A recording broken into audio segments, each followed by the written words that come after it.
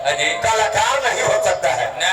गाभिन गाय के दूध पिए थे, गाभिन गाय के दूध पिए से ना होता।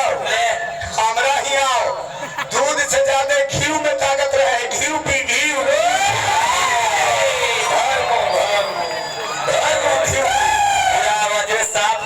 पहले के ठोर हमको बढ़िया, दोनों पातर हल।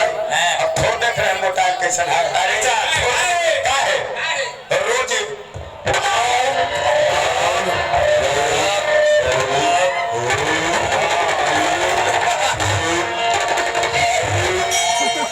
तीनों टाइम गुल्फी मारे थे। गुल्फी हम गलत इशारा ना कर सके। गुल्फी ना रहे, गुल्फिया गुल्फी मारे।